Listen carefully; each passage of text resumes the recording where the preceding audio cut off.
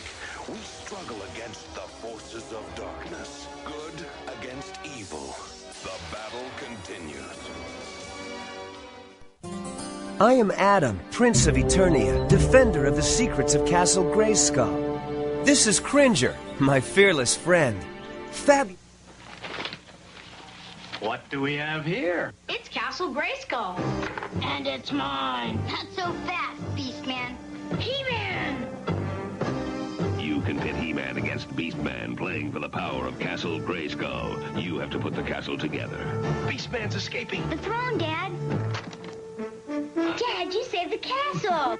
Castle Grayskull from the Masters of the Universe collection. He-Man and Beastman each sold separately from Mattel. I'll call our warriors from around the universe and bring them here to Snake Mountain. Let the meeting of the masterful plastic crack collectors begin. That doesn't sound right at all. Hello, my name is TFG1Mike, and I'm addicted, or I used to be addicted to collecting Masters of the Universe toys. And my name is OptimusSolo, and I also love collecting Masters of the Universe toys. He likes stinkers. Yes, he has a problem. I don't know what that means. But that is why we're here, because we want to welcome you to the 50th chapter in the Powers of Grayskull series. Are you ready to throw some pogs? It's a terrible reference. No, it's not. That's why the name of the overall podcast series is Powers of Grayskull Series, because I remember having Masters of the Universe pogs as a kid. I wanted to punch anybody that ever played with anything called a pog.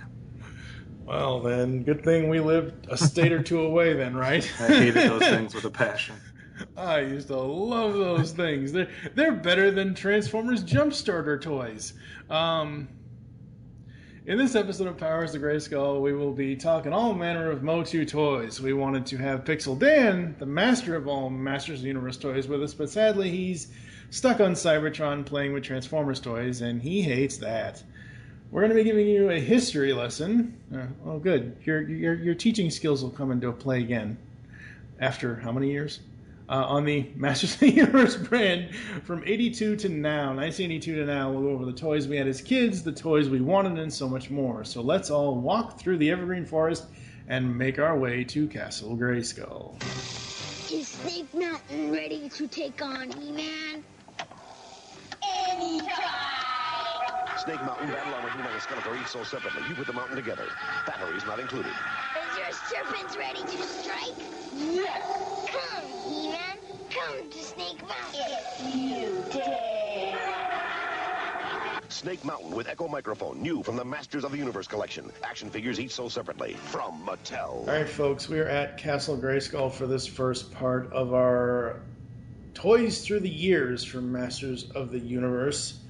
Do you remember the very first Masters of the Universe toy, vehicle, or action figure, vehicle, or playset you ever got? No, I don't remember the very first one. I just remember having a bunch of them at a young age.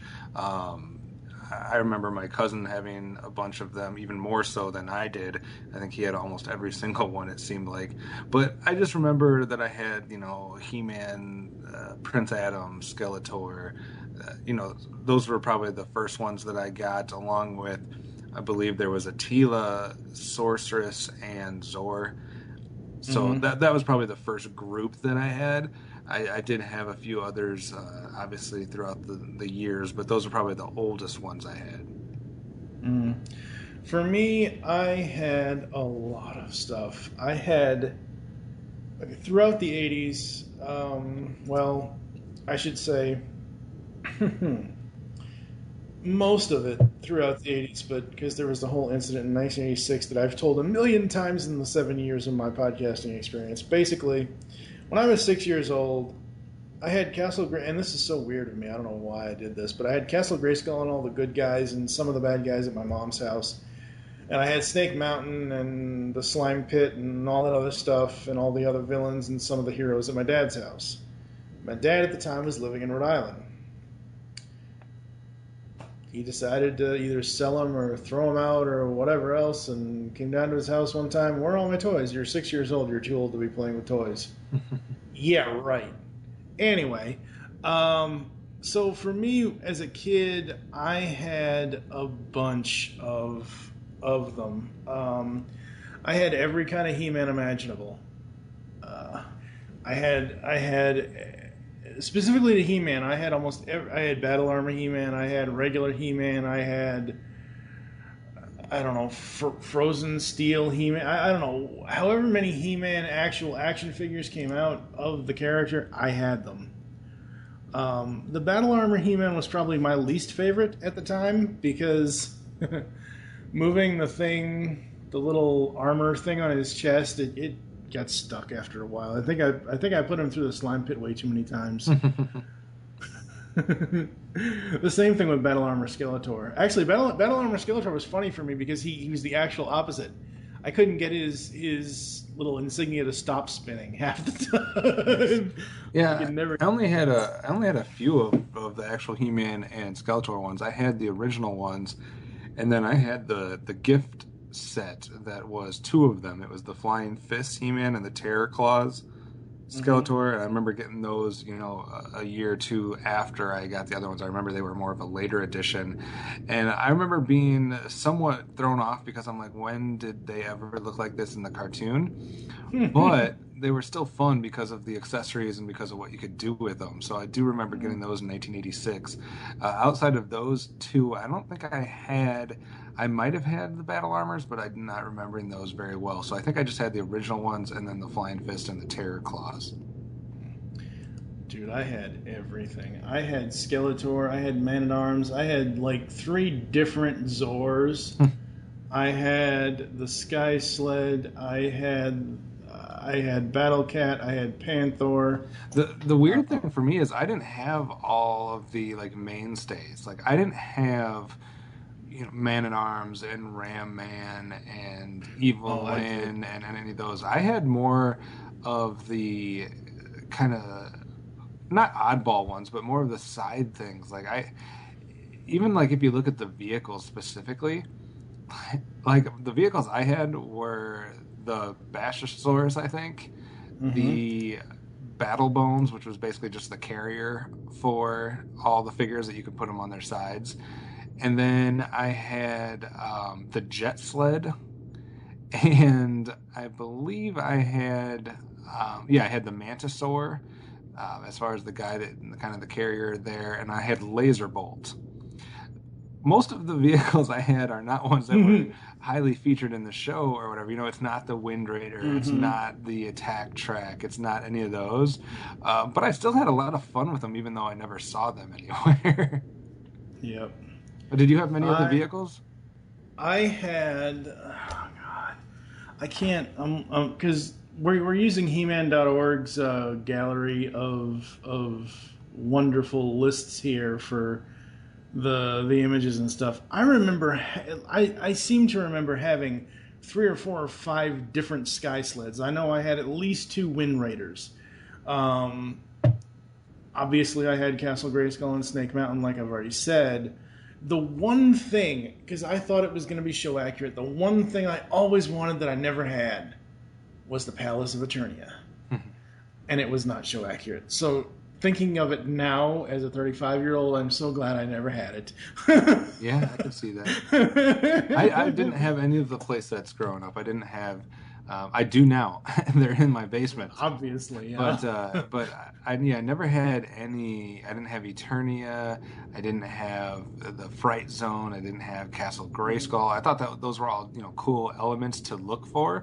But yeah, I never had any of the play sets. But I never missed them. It was never like, oh, I don't have the play sets. I was more concerned with trying to get all having cool figures and then going to my cousin's house and getting to play with all the figures that I didn't have because he had everything. He was probably 5 or 6 years older than me, so he was more of a 10, 11, 12-year-old when the show was popular, so he was getting them right then, where obviously I was only 4, 5, 6 when the show was going on, so those types of toys weren't necessarily the ones that were being bought at the same time. My weird experience, I guess, with He-Man toys is, for some reason, not as brutal as your story, but yeah, not as life altering, not as life scarring as mine. No, but I obviously, I did have a bunch of toys. We didn't have a lot of money or whatnot, but my parents did find a way to get me quite a few toys, that action figures related to the cartoons that I liked. And, you know, I had the Transformers. I had a decent amount of G.I. Joes, not as many as I did Transformers, of course. And then I had a decent amount of He-Man, and then just a smaller amount of, like, Silverhawks and a couple other randoms. Turtles, I had a decent amount. And for some reason, my mom had a garage sale at some point. I don't know where I was. I don't know how old I was, maybe in high school, and maybe I just wasn't paying enough attention to what was going on. I'm not sure when it happened. But my mom knew better, apparently, than to put any Transformers in the garage sale, because not a single Transformers character was put in that garage sale. For some reason, He-Man and Silverhawks were put in the garage sale. I don't think my G.I. Joes were. I don't think my Transformers were. I don't think my Turtles were. But apparently she thought that I was over He-Man and Silverhawks, because I lost probably half of my He-Man characters' toys in that garage sale, as well as almost all of the Silverhawks I had, except for like one or two. And man, that sucks. Parents, do not do that ever to your kids. Box toys. I can understand some stuff. I can understand, like, maybe stuffed animals or something like that. But if they have action figures that are related to properties that they're watching as a kid, don't sell those. Put those in a box, put them in the attic, put them in the basement, seal them up, mail them to yourself in the future. I don't care. Something. But don't do that, because, man, I was looking through this list of images of all of the characters, because obviously the ones that I still have are fresh in my mind, and I've seen them a million times, and, you know, I've seen them recently. I have He-Man and Skeletor in my hero villain collection on my shelf, along with as many hero and villains from all the 80s cartoons that I can find. So, I mean, those are fresh in my memory, but when I'm looking through these images, I'm remembering, wait a second, I had that. Like, that had to be one that went out in the garage sale. So, you know, some of those, man, like, man, I wish I could have that back. Like, my jet sled must have been sold in the garage sale. I had a Leech character that was sold in the garage sale. I had the Flying Fists and the Terror Claws that I mentioned before must have gone out in the garage sale. And then one of the rock people, I don't remember the name of which one it was. It wasn't the main one. It was more of a secondary rock creature. But I liked those. I thought those were clever characters that could, you know, kind of fold up into a rock. But yeah, so I had a similar experience where I lost a bunch of them through parents doing things that they shouldn't do. Yeah, you know, I'm not trying to. I am far beyond looking at the original 82, 83 toy line with rose-colored glasses, because, oh my God, as an adult, these things are so small. I actually think they... As a kid, we thought they were larger than life, but I mean, well, here's the thing, though. Hold on, you gotta kind of back that up. They might be small compared to some of the toy lines we're going to get to in the future, but actually, if you put them next to most of the toys of that era, they were actually a little bit bigger. They were bigger than the Silverhawks toys. They were definitely way bigger than the G.I. Joes or Star Wars action figures. Yeah. They were slightly smaller than the Thundercats and probably right in line with the Turtles figures for the most part. But, I mean, they weren't small. I mean, I get what you're saying, maybe compared to... Maybe it's just because the way that they're shown on the website in the small grid thing, that they look small to me. No, but even looking at a larger image I'm looking at Skeletor here. And yeah, he does look bigger than, obviously. The problem I had with this line, even as a kid, the weapons. The weapons were cool, but they, you know, you look at an image of Skeletor, and the image I'm looking at, he's standing there with the Havoc Staff in his hand, but the Havoc Staff was a bendy thing, and you could bend the handle and whatever else. Same thing with his power sword, specifically in this image. It has a weird looking, like, attachment to the handle. Mm-hmm. I mean, it's just one of those things where I don't know if it's something I expect, to where it's like, oh, just have a handle, put it in his hand. But it looks really friggin' weird to me, seeing him having, like the brake on a bike. Like, You know how you have the bike handlebar, and then you have it's that kind of thing that, I don't know. What I appreciated about the toys that you got for He-Man, though, a little bit more than some of the more generic ones, was that they more fit with the character. It wasn't like all the weapons of the whole series were all red, or all the weapons were all the same plastic orange color that you got with some things like the Star Trek figures. So they were all tailored and colorful towards that individual person, and it wasn't even like in some cases where they're all the similar type of gun or they're all a similar type of sword. Like they all had show specific or character specific, I guess, weapons, which I appreciated. But one thing that I think I liked more in the He-Man series than what you got in a lot of the other action figure toy series, which I don't count Transformers in that, since it's a whole different type of toy. But when you're comparing it to more of the stand-up figures, like all the ones that I've mentioned before, there was a variety of these figures that had something cool about them. And what I mean by that is, I guess maybe the best example is Mosquitor, because he had actual, well, not blood, but he had actual liquid, a red liquid that was in his nose. I don't know if you want to call it his nose, but in his body, in his chest. And it was actually liquid. Like it actually moved. Like I can't remember if you could squeeze it or if you could like tip the figure upside down, but he actually had what you would consider blood in his chest piece. You had somebody like Leech who actually had suction cups for hands. You had Mossman who was actually mossy. Like it wasn't plastic; it was an actual, It was flocked, yeah. Yeah. So I kind of liked that because it added something different. Panther had the same material as Mossman. Rattler had a rattle to him. He had something in his tail or a chest piece, whatever, that rattled. And I just remember all of that kind of setting it apart from a lot of other action figure lines. That it was just the figure and maybe a cool weapon or something like that, but that was basically all that they had, which there are some of those in this line, but there's also a bunch of cool Triclops, with his head changing, different things like that I always, it was more appealing to me as a child than many of the other ones. Mantenna's eyes popping out, Manny-Face's head turning. So I like that. Mechanec's neck working. Yeah, exactly. Now, obviously, those were more things that you could break and things like that. Grizzler's fur. Oh, God. Grizzler was one of the worst ones for me. Oh, my God. And that toy. The other thing, and I'll give you a second to react then, is the other thing that I really liked that I didn't see a lot from the other toy lines, and you mentioned it a little bit, was the slime pit, which my cousin also had.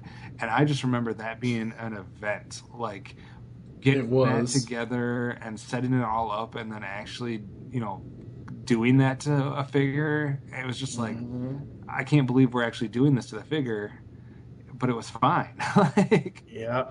And what we wanted, the reason why we wanted to do that to the figure is because of the damn commercial that showed the kids in the commercial actually doing that to the figure, and the way the commercial director or whomever had the slime the slime coming out of the slime, just the way that the commercial was shot. It was like, hey kids, you can slime your toys. And you know what? No disrespect to Mark, what's his name in Double Dare. I'm sorry, but the slime pit is the true slime time thing. Okay, it really is. For me, did you ever, in school, elementary school, middle school, high school, did you ever have any experience with stink bombs? Not really. Okay, so... I mean, I know, I other people, you'd hear about, somebody that won, in the fourth grade hallway let off a stink bomb. Yeah. I didn't have to use stink bombs. I just bring Stinkor, and he would immediately... I remember asking my mom to buy me 2 or 3 different Stinkors, because as soon as you bought a brand new out-of-the-box Stinkor, that smell, that scratch and sniff or whatever it is smell, lasted for at least 3 weeks. At least it did for me. At least that's what I remember. And, oh man, as bad as Stinkor smelled, because it was that, I don't want to say lacquer, it was it was some weird scent that it was supposed to be obvious because he's supposed to be skunk-like, but it wasn't a skunk. I don't know. It was just some weird smell that they had put on the thing, and wow, oh man, did I get in trouble with teachers at school with him.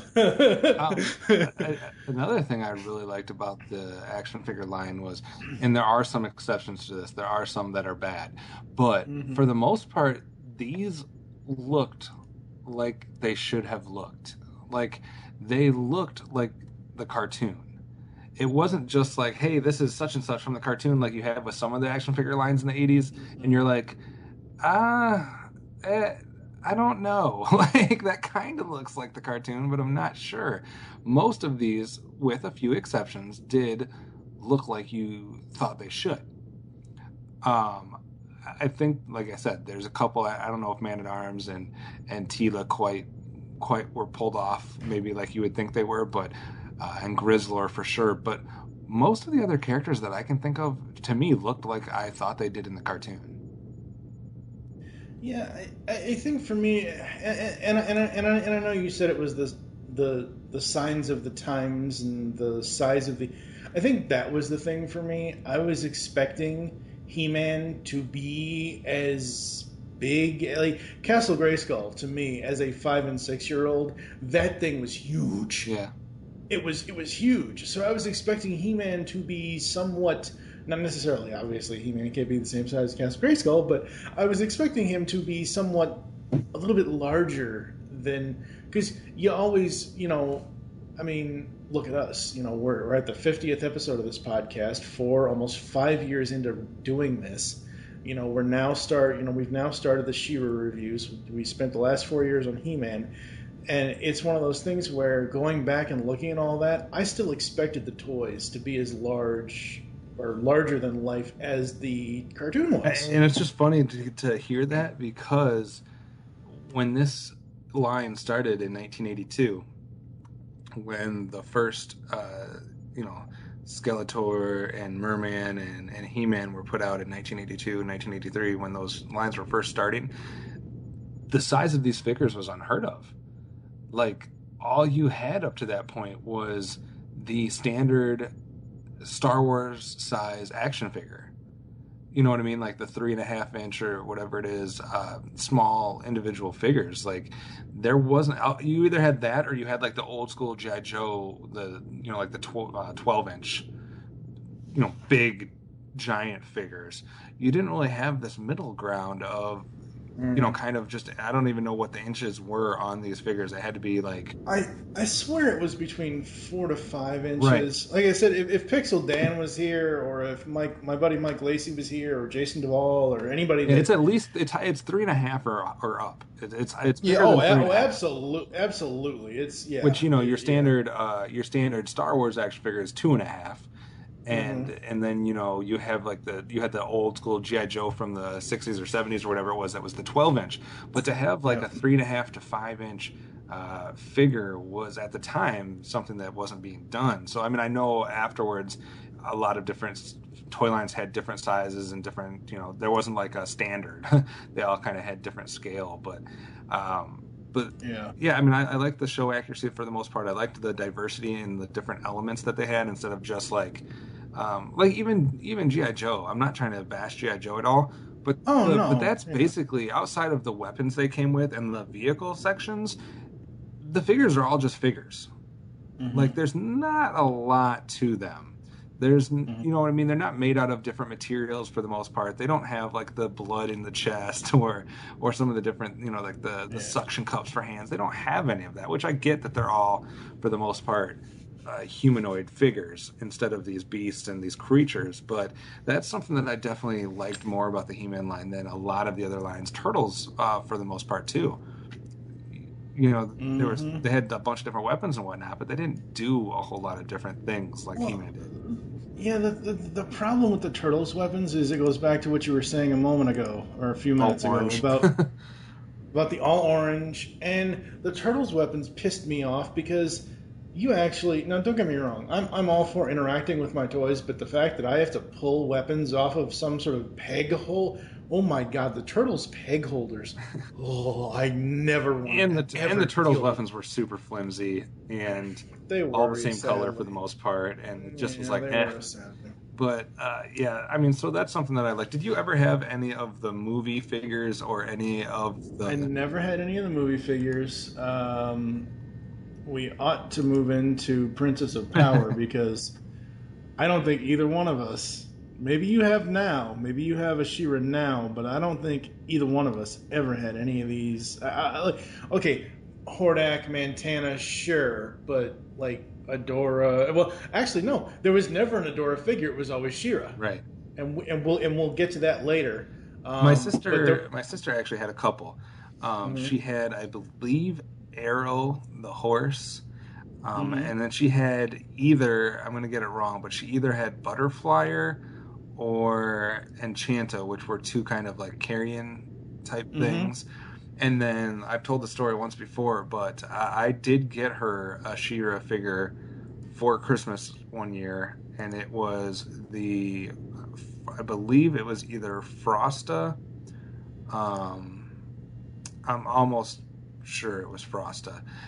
And you know, we got home from the store and I had bought her, you know, her Christmas present because I was probably like 8 or something like that, or 7. And we had put it in our hall closet and kind of hid it behind a bunch of stuff and whatnot. I remember this story.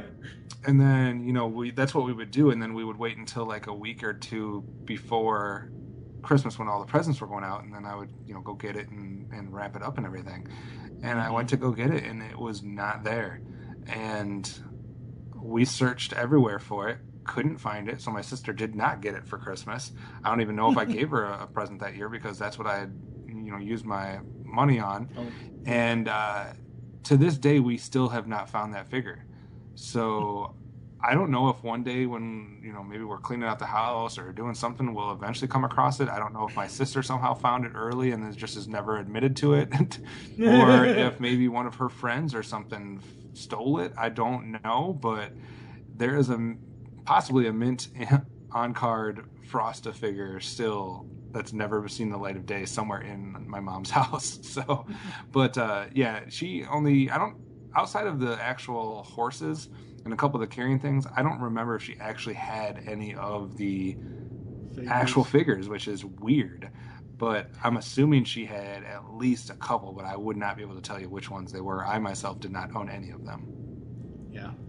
I remember several of my female cousins having some of these. I remember, I believe I had Bow and Arrow, but that was because even though they emasculate Bow throughout the entire cartoon series, Bow and Arrow were the male heroes of the rebellion.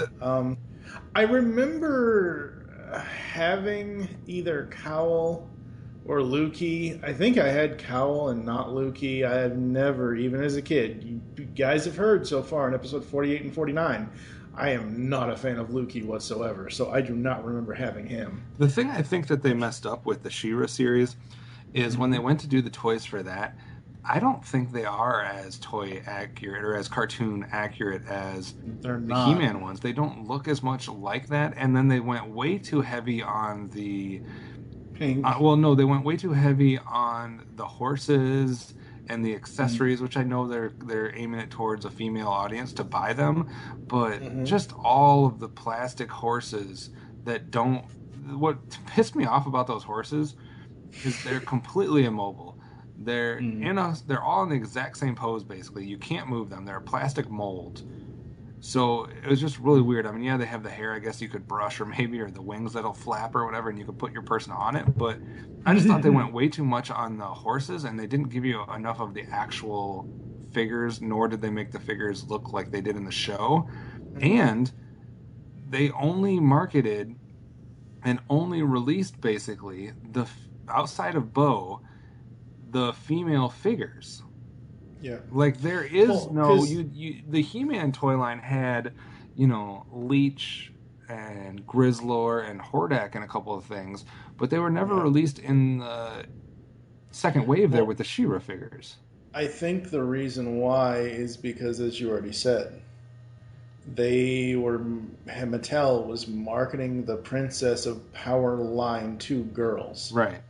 And I don't think girls are going to want a green character with suction cup hands and feet called Leech.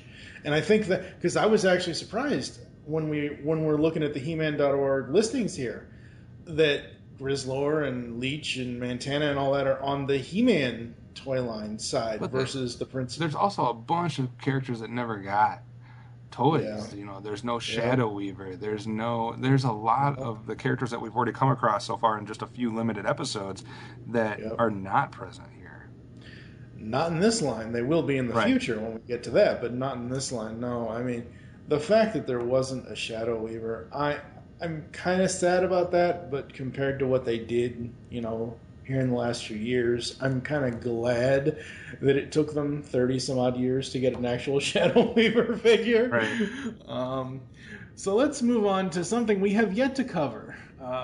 As I said, we're in the middle of the She-Ra show, the Myths of Etheria. It's going to take us to episode 82, I think, or something around there of the podcast. So I refuse. You've chastised me a few times for seeing She-Ra ahead of us reviewing it. I refuse to watch New Adventures until we review it. I absolutely refuse. New Adventures to me, as a 10-year-old in 1990, it was a travesty. This is not my He-Man. What the hell is going on here? And, Skeletor sounded really like this when he just whatever. Just wasn't my thing. And I know I might have had a Battle Punch He-Man from this line, but I know I did not have any other toy from this line because that cartoon series pissed me off so bad as a kid. Yeah, I don't even know what they look like. I refuse to even look at them. Oh, you're not even going to look at the link? Okay, Nope. Well then, we're just going to skip over New Adventures. Maybe we'll come back to it when we get to the New Adventures cartoon series. After that, they had the Masters of the Universe commemorative series in the year 2000. Yes. I didn't apparently know this happened because I was a senior in high school, freshman in college at this point. So and I was heavy into collecting Star Wars and Transformers. I don't remember these hardly even being in stores. Like if they were in stores, it was not the ones I was around. So I didn't have too much exposure to these. Otherwise, I probably would have been all about them. Yeah, absolutely. This reminds me of the Transformers also commemorative series where they had the Transformers things. Yeah, I didn't know anything about this either, and surprisingly, this line is fairly short. There's a 10-pack gift set. There was a 5-pack exclusive with Mossman, 5-pack exclusive with Prince Adam. There was Battle Cat and He-Man. There was Battle Armor Skeletor. But I honestly do not remember the commemorative series at all. No, this is completely over my head, under my radar. Something that I didn't get a chance to really see in person ever. So I think I would have been into it because it's definitely I like all the commemorative series, but it wasn't something I was exposed to. Mm-hmm. I know we're getting to some stuff that you are heavily exposed to, though. Well, we are. We got to get through the death knell, though, first. Okay, so in 2000, we had the commemorative series. 2 years later, on Cartoon Network, they launched a brand new cartoon series for He-Man and the Masters of the Universe. I caught an episode here or there back in 2002, 2003 when it was running, but I was like, wait, He-Man's back on TV? What is this? And I remember watching the very first episode back then. The very first, the three-parter, the beginning, the opening 3-part episode. Right. And I'm like, oh, this is kind of, Skeletor looks cool. Oh, what's this mystic wall they're trying to... And I thought, oh, this is great. I'll try to watch this. And I saw it on Cartoon Network at like 11 o'clock at night or something. And I never thought about it again until a number of years later when I found out that the complete series was on DVD, blah, blah, blah. And I went and I watched it, and this was 2000. When did we do that? Because we actually did that together. So it was 2000. It had been 2006 because it was after. No, not 2006. We hadn't met yet then. 2009 or 10 maybe. So it was about 7, 8 years ago, something like that. I don't know. Math is evil, folks. But the 2002 series I absolutely love, but this toy line killed Masters of the Universe from Mattel. Yeah. There was not after Mattel decided to discontinue this toy line, there was not another toy line until 2008. 6 years without a Masters of the Universe toy on the shelves.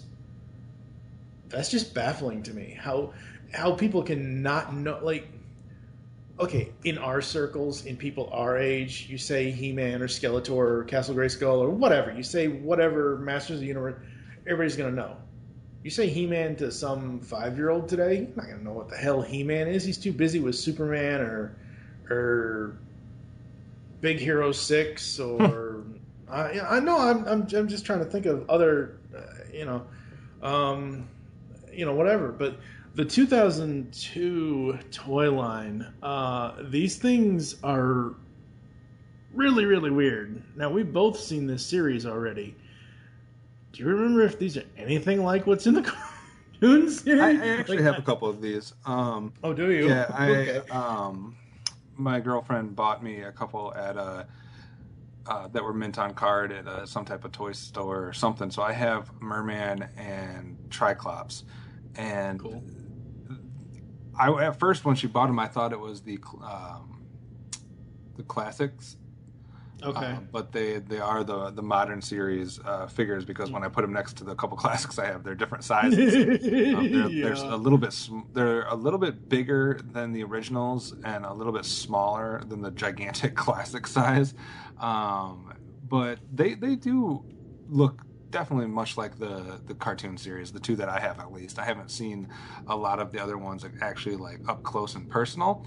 But they're definitely legit. Their weapons are legit. They have some interesting poses that you can put them in. So I think this is something that, had I been watching the cartoon at that time, I probably definitely would have been interested in these toys, because they're unique. Every character has a little bit of a different style, a little bit of a different position, and it's just a mature line as far as the look and the weapons, just like the cartoon. This was the line that had the first ever cartoon accurate Evelyn. I remember that, because as much as I like the Filmation Evelyn from Mattel back in the 80s, I remember getting that toy and I'm like, wait, it's not purple and white or what is no purple cape, it's blue and yellow. What the hell kind of Smurf is she supposed to be? Yeah. It's just one of those things. But yeah, the 2002 line, there were some really weird things that they put out in this line, and that's really what kind of killed it for them. And then they didn't do anything for 6 years. Yeah, there wasn't much demand for He-Man stuff for a while there. Not at all. In 2008, we got the Classics line. I'm going to take a break here really quick, because ever since I've been podcasting for the last 7 years or so, I ran into a guy named Ender. Okay, Ender is awesome. He really, really is. You really have to be able to just go with the flow with his humor and just sit back and laugh at him. He was one of the hosts, I don't know if he's still doing it or not, of Radio Free Cybertron with Brian Kilby and that crew.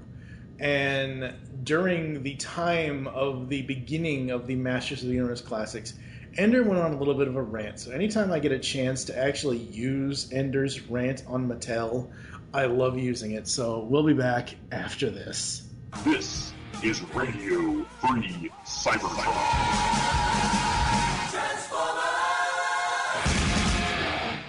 Thank God Hasbro isn't Mattel. Ender, the floor is yours. Oh, Mattel's Masters of the Universe has gotten to be like the most malignant, moronic, mishandled line in history. Not since a Hasbro creative meeting, when one executive blurted out, "Let's kill the red truck guy," has a franchise been handled worse. The Masters of the Universe Classics are an amazing line. They use modern toy-making techniques to bring out the best of a vintage figure, retaining its charm and essence while consistently exceeding modern quality standards and delivering fan-driven fun for the adult collector at a price that, while higher than average, is altogether reasonable. Sadly, the He-Man Genius Falcon reaches its apex at this conceptual stage, and then careens out of the sky with the aerodynamic grace of a quadriplegic hippo with an inner ear infection, plummets through a sky of inept customer service, plows straight and through a swamp of incompetent planning, and rests broken and ruptured in a bedrock of useless management. MattyScalper.com's inability to even handle its monthly server load, much less the demand for its product, has settled into a comfortable pattern of letting itself be milked by scalpers at a rate of 10 figures an order, while the real customers wait in error screens. Meanwhile, scalpers, who are, by the way, the most worthless scum on earth, have already posted their overpriced rip-off auctions on the well-oiled servers of eBay, touting the item's rarity due to a false scarcity they themselves have created with the foolish help of Mattel. Nothing endears fans to a brand like having legal tender slapped out of their hands as they attempt to exchange it for your product. The Band-Aid of a club was offered, seemingly a reasonable fix. You commit to buying the figures, and they guarantee you one. Simple enough. Until the line branches out into non-club figures, and the cycle begins again, as Battle Cat is snapped up by the scalping horde, and He-Man fans get shackled with Wondar, a not remake of a never-was exclusive. Now, underestimating demand for a fan line or miscalibrating your limits is not an unreasonable error. They have to make a profit and have to hedge their bets. However, one might think that after 1.5 to 2 years might be enough time to calibrate well enough that your servers don't crash every full moon and your product lasts more than half a hour. Mattel, get your together. Fire everyone on this project who is not a designer and sell us our toys. We give you money, you give us stuff. A female He-Man. Oh, this is the worst day of my life. All right, folks, there you go. Thank you, Ender, for... Now, he did say 1 to 2 years. It's been a number of years since he did that rant, so... He did that when the line was still fresh and whatever. And I don't know what the deal is with MattyCollector.com nowadays. I don't know what it's like, if it's still like that or anything like that. But the Masters of the Universe Classics toy line debuted 2008. For the first time ever, we got an Adora action figure. Now, do you have Adora? Or no, the only ones that I have of this line currently are She-Ra, Skeletor, and He-Man. Really? Yep. Which, see, that's one of the other debacles for Mattel. They made like 6 different She-Ras. They made the original She-Ra, they made a Bubble Power She-Ra, then they made a She-Ra 2.0 that took the standards of the original and the Bubble Power and combined them into, you're able to actually make the Filmation She-Ra, so I don't know. I just have the 2010 one from the Great Rebellion. Okay. A couple things on this toy line. Mm-hmm. Number one is it wasn't a secret of how bad this was ran and how terrible their customer service was and their attention to the actual fans were. And that's one reason, and probably the only reason why I stayed away. I would have been one of those that was subscribing, getting the figures all the time and making sure I had all of these because of how great they are and because of the characters that are involved, but just the complete ineptitude of the people behind it, not the making of the figures, but the marketing and the selling and that end of it, kept me away. Now, the best things about this series, I'm gonna give you the best and the worst. Okay. The best part, and it's what everybody always wants when you're a toy collector and when you're a fan of something, is the lesser known characters. All right, it is the non-regular 1 episode, 2 episode characters. It is the characters that didn't receive treatment before. So like you said, you get Adora, you get Shadow Weaver, you get some of those characters that were never done before. On top of that, though, you get characters like Seahawk. You get characters like Granomir. All of these maybe 1-off, 2-off, 3-off characters that you didn't have before, and that is something that is amazing for any collector or big-time fan of the franchise. Count Marzo, Shakoti. I mean, there's a ton of these.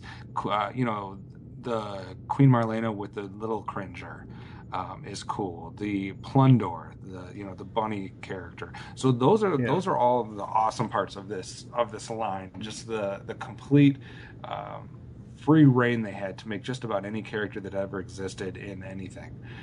The bad part, I think, is they're not 100%. They don't hit a home run with every figure. No.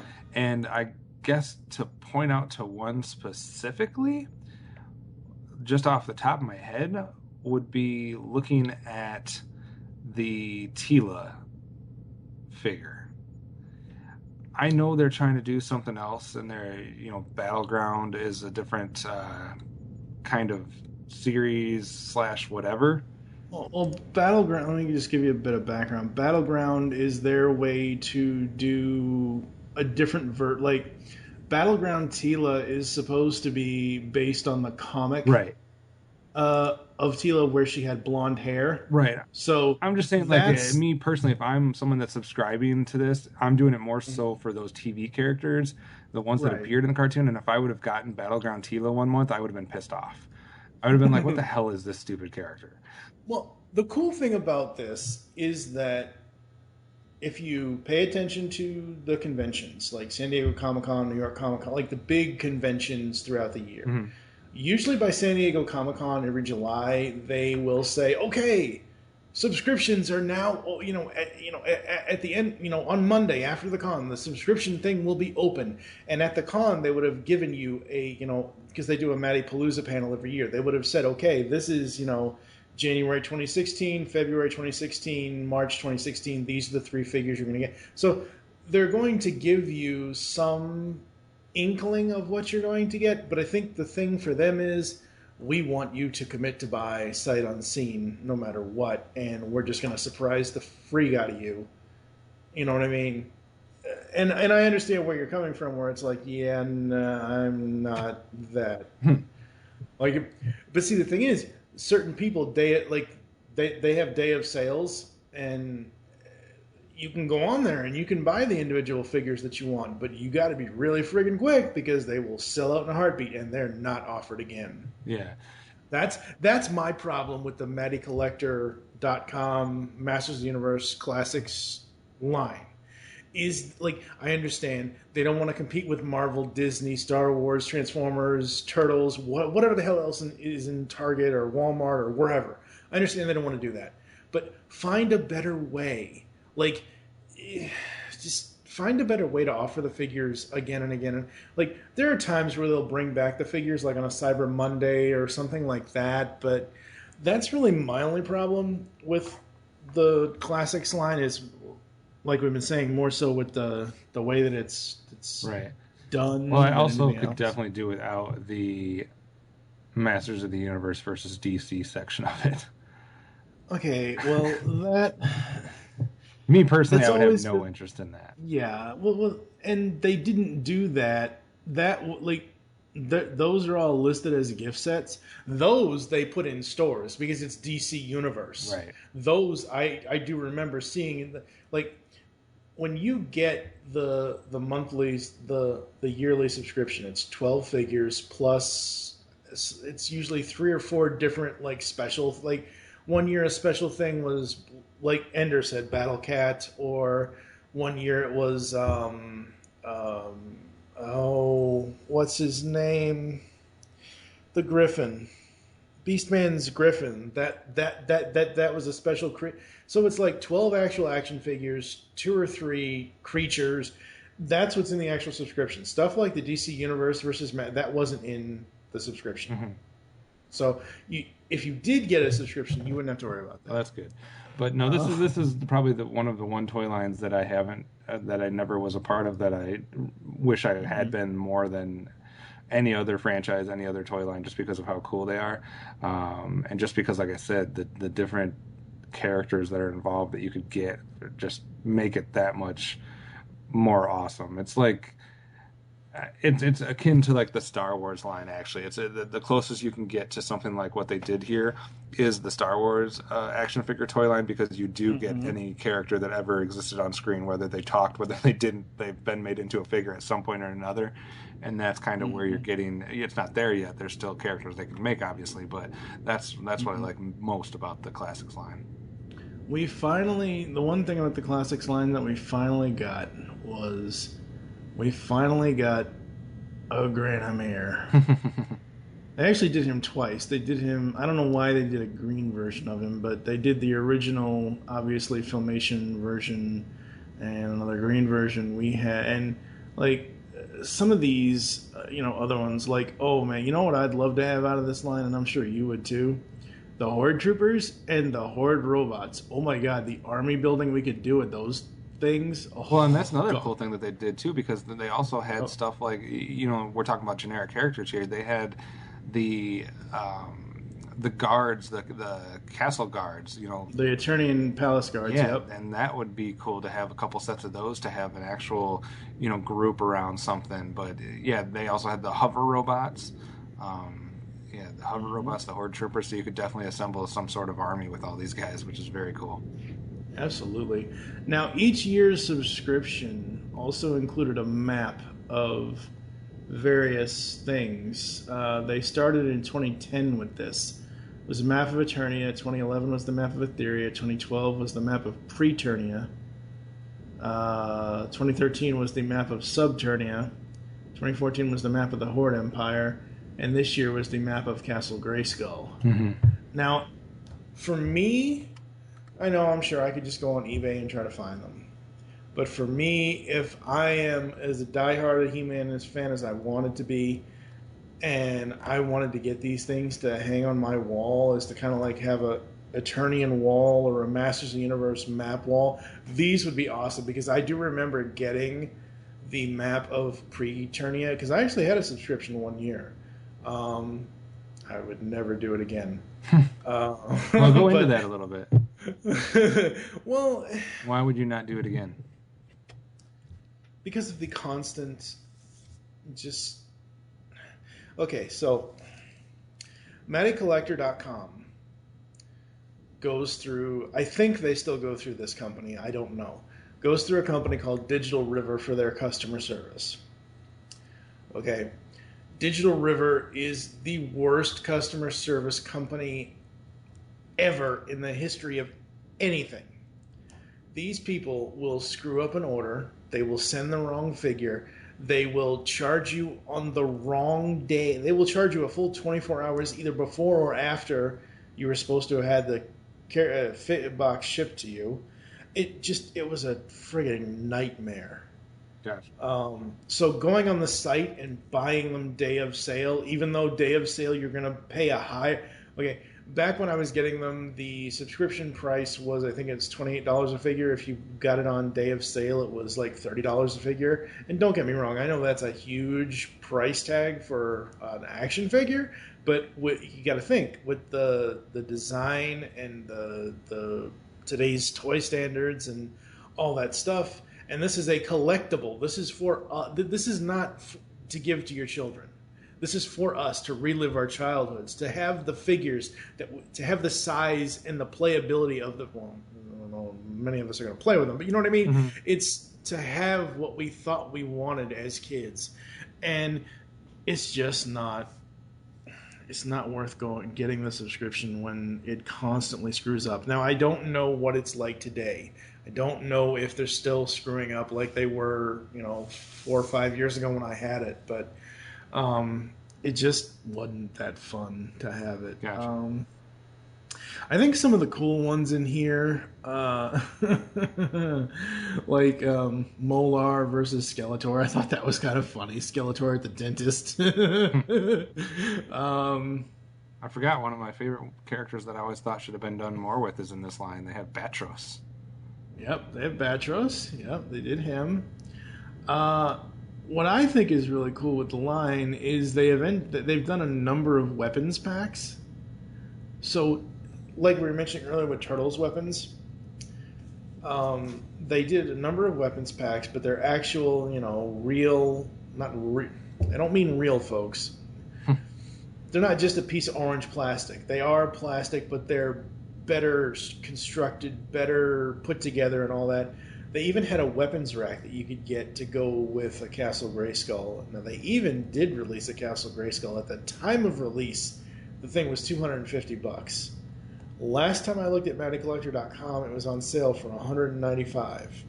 Now, this Castle Grayskull is to fit with scale with these figures. So you could actually have those larger-than-life things I was mentioning earlier in the show. Because now we have the figures that are, what we thought they were supposed to be as kid. At least what I thought they were supposed to be as a kid. Right. But you mentioned Shadow Weaver earlier. Shadow Weaver was the subscription figure one year. See, that's the other thing where they get you with a subscription. They'll put a figure that they know everybody wants. But the only way to get it is to subscribe, unless you want to go on eBay for astronomically. I remember the eBay prices on Shadow Weaver were $75 and up. Once people got her, because that's the other thing. People will buy 2 or 3 or 4 subscriptions to get multiples of the figures. Now, I don't know a lot of people because these, at $30 a pop, 12 figures, average I paid that one year was probably somewhere around $130 for the entire year. So you're talking $130 times 4? I don't know anybody that has that kind of money to blow on action figures, even as cool as these ones are. Right. It just boggles my mind. Yeah, that's for sure. It's definitely an expensive business. Yes, it is. All the different Skeletors that they were able to do, very cool. They got Snake Face, they got Snake Man-at-Arms, they got the Sorceress. And the cool thing about the Classics line is anything that was Filmation is actually show accurate. Like Swiftwind, they tried to do something really stupid with Swiftwind. They put it to a vote. Do you guys want the original pink toy, or do you want the white screen accurate? Of course, everybody voted white. Right. I don't know why they did that, but so I do love the line. I just don't like the way Matty Collector does their business. That's the only problem. You got the Wind Raider in here, very cool. I wonder, last time I checked, they were supposedly going to be doing Snake Mountain. I haven't kept up with the news on the toys. I just really haven't. But I do absolutely love the Classics toy line. Now, they have 2 other little lines. We'll actually talk about these together here. They have the Masters of the Universe Minis and the Masters of the Universe Giants. Okay, which would you prefer to have, the Giants or the Minis? Oh, man, probably neither.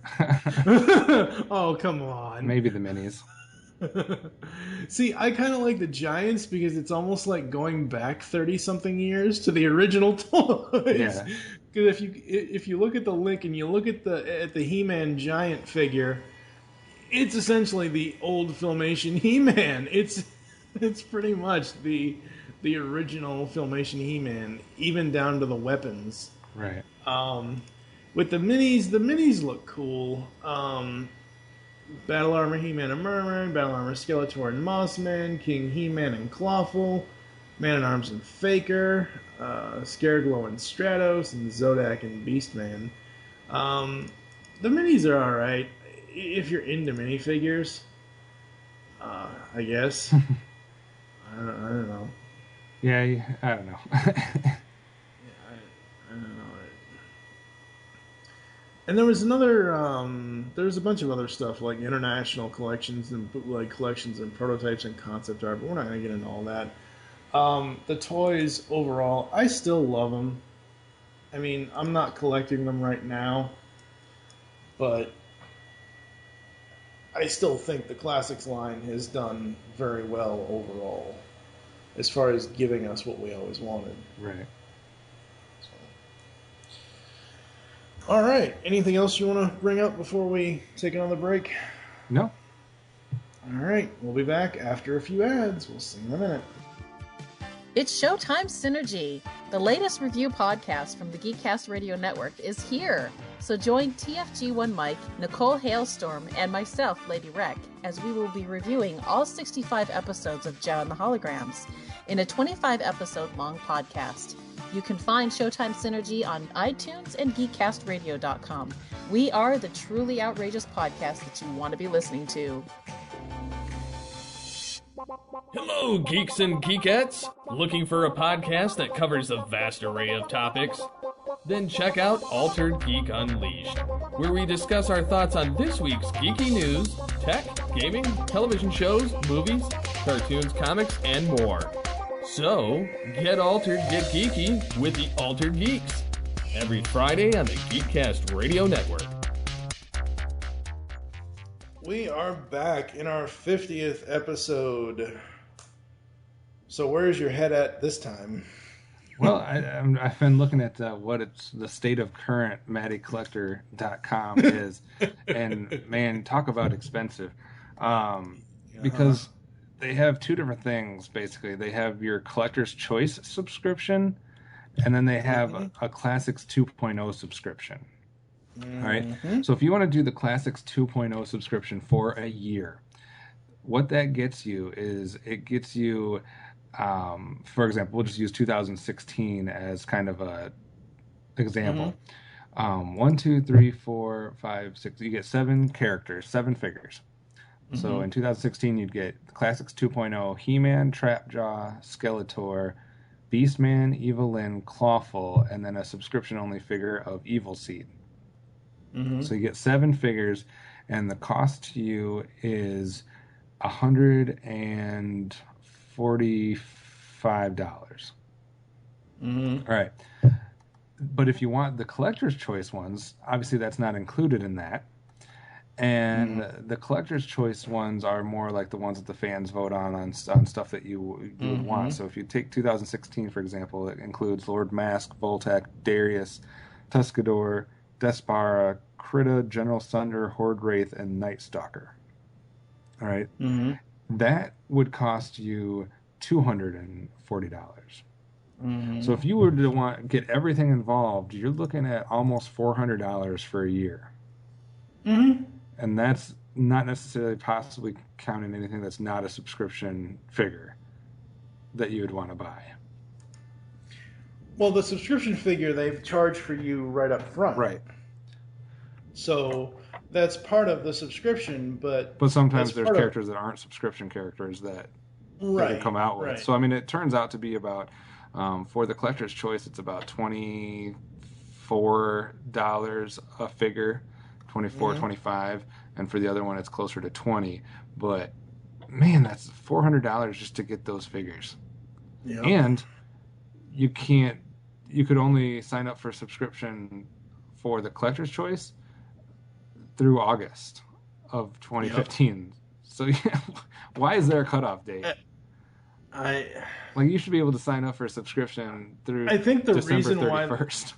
I think the reason why they have the cutoff date is because they need to reach a goal by a certain date to be able to produce the figures, and if they don't reach that goal, they don't end up getting produced. But that being said, I do remember when they did it wasn't Masters, it was one of their other club lines. It was Club Infinite Earths.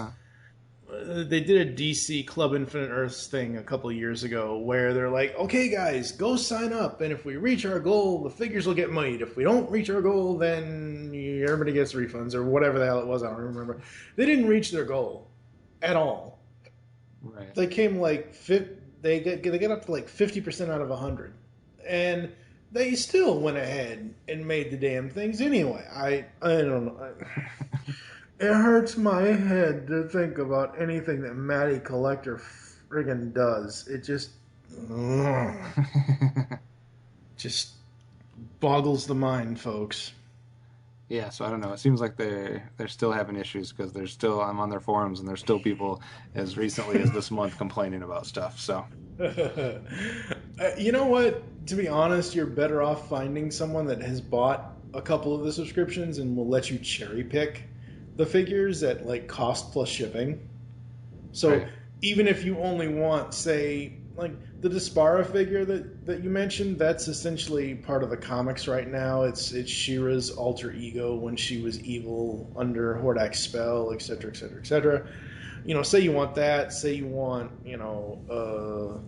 a Double Dare Slime Merman, or whatever. Say you want 2 or 3, and if you do cost plus shipping, let's say the figures are $30-$35 plus whatever it's going to cost to ship those. That's not that bad.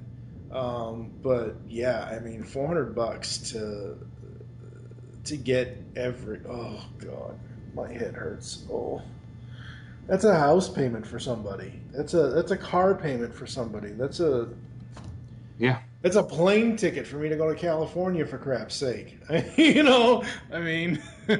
So, anything else we want to bring up?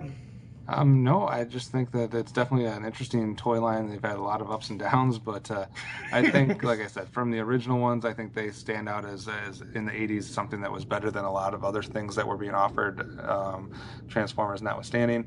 And I think the characters that they do in the classics are cool, but it is super expensive, and it's almost priced out of my price range, that's for sure. I'm just better off watching Pixel Dan's video reviews of each figure when he does them. Thank you for listening to the Powers of Grayskull Series 50th episode. If you'd like to get in contact with us or leave feedback for the show, there are several ways to do so. Visit the website, geekcastradio.com, where you can comment on this and all of our other episode posts. Leave the show's feedback in iTunes. Please do this. Call the voicemail line. The number is 502-526-5821. Tell us the show you're leaving the message for and your name. Follow us on Twitter, at GeekCast Radio is the network Twitter. The Twitter for this show is at Powers of Grayskull. Mine is TFG1Mike. What is your Twitter? OptimusSolo. Become a fan on Facebook. Go to facebook.com/GeekCast Radio Network. We hope you enjoyed the masterful toy talk today, and don't forget to join us in our next adventure when we will return to Etheria and take a look at the next 3 episodes of She-Ra, those being Friendship, He Ain't Heavy Man. Wow, that's an Austin Powers reference, folks. And Return of the Seahawk. For now, I am TFG1Mike with... It's actually a reference to a song, but I am OptimusSolo. Yeah, but I had Austin Powers in my head already. By the power and for the honor of Grayskull, you all have the power.